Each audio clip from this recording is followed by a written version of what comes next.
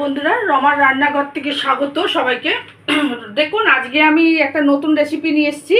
চিতি কাঁকড়ার ভাপা করব। এখানে আমার 1 কেজি কাঁকড়া ছিল, ছাড়িয়ে আমি এইটুকু পেয়েছি, হয়তো 2 থেকে 250 হবে। বন্ধুরা দেখুন কাঁকড়াগুলো। আচ্ছা, এখানে কি কি আমি মশলা দিচ্ছি দেখুন। এখানে আমার আদা বাটা আছে, যে আমি এক্ষুনি পেস্ট করেছি, যতটুকু দরকার আদা আমি ততটা নিয়েছি। এখানে মশলাটা একটু বেশি দিতে হবে, যেহেতু ভাপা বলে। 1 চামচ ধনে গুঁড়ো দিচ্ছি। এটা আমার ঘরেতে এই লঙ্কা গুঁড়োটা গুঁড়োনো ছিল, শুকনো লঙ্কা, সেই গুঁড়ো লঙ্কা দিচ্ছি, 1 চামচ দিচ্ছি। জিরে দিচ্ছি 1 চামচ। রসুন বাটা দিচ্ছি হাফ চামচ। আচ্ছা, দিয়ে আমি এবার মশলাটা পেস্ট করবো একটু, সেগুলো একবার আমি মিক্সি করে নিচ্ছি। কাঁকড়াতে আমি হলুদটা দিয়ে দিয়েছি, যতটুকু হলুদ দরকার। নুন দিয়ে দিচ্ছি পরিমাণ মতো। আচ্ছা, এইখানে আমি যে মশলাগুলো যে দেখিয়েছি, সেই মশলাগুলো আমি মিক্সিতে করেছি, এখানে আমি দিয়ে মাখাচ্ছি। একবার বাড়িতে ট্রাই করবেন। আচ্ছা, এই মশলা ধোয়ার জলটা একটু দিয়ে দিচ্ছি। এতে সর্ষের তেল দিয়ে দিচ্ছি। আচ্ছা, এখানে কড়াইয়ে দেখুন গরম জল আমার স্ট্যান্ড দিয়ে বসানো রয়েছে। আমার মাখানো হয়ে গেলে তখন আমি ভাপাটা বসাবো। মাখাচ্ছি আমি, দেখুন বন্ধুরা ভালো করে।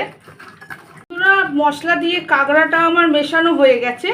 আমি এবার এরকমভাবে রাখলাম। এতে একটু বেশি করে মশলা দেবেন, ঝাল যাতে হয়, এটা ভাপা হচ্ছে। আচ্ছা, আমি ঢাকাটা দিয়ে দিচ্ছি, দিয়ে আমি স্ট্যান্ডে বসিয়ে দিচ্ছি। এই জলের ভাপে হবে। আমি এটা চাপা দিয়ে রইল। এটা 5 মিনিট থাকবে আমার স্টিমে। ভালো যদি লাগে বেশি বেশি করে শেয়ার করবেন, লাইক করবেন, কমেন্ট করবেন, আমার চ্যানেলটা সাবস্ক্রাইব করবেন।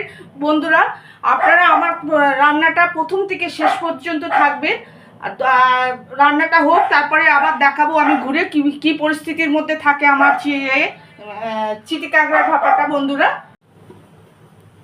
দেখুন, চিতি কাঁকড়ার ভাপাটা যে বসিয়েছিল, আমি এত অবধি জল দিয়েছিলাম, জলটা মরে একটুখানি হয়ে গেছে মনে হচ্ছে। আমি নাবাচ্ছি আপনাদের সামনে, দেখুন।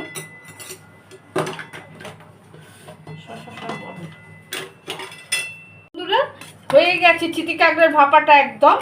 দেখেছেন বন্ধুরা, আমি প্লেটে সার্ভ করবো। আচ্ছা, একটু ধনে পাতা আছে, আমি ধনে পাতাটা এর সঙ্গে মিলিয়ে দিচ্ছি, যেহেতু গরম আছে বলে। এখন আপনারা অতি অবশ্যই বাড়িতে করে খাবেন, আমার ভিডিওটা শেয়ার করবেন, আর প্রতিবেশীদেরও করে একটু খাওয়াবেন বা দেখাবেন ভিডিওটা। আমি দেখুন সার্ভ করছি।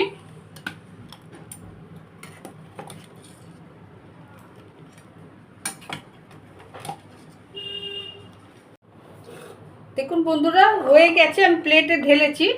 অতি অবশ্যই আপনারা কিন্তু করে খাবেন বা ভিডিওটা শেয়ার করবেন। আবার বলছি বন্ধুরা, আপনারা আমার পাশে থাকার জন্য প্রথম থেকে শেষ পর্যন্ত আপনাদেরকে ধন্যবাদ। আপনারা ভালো থাকবেন, সুস্থ থাকবেন।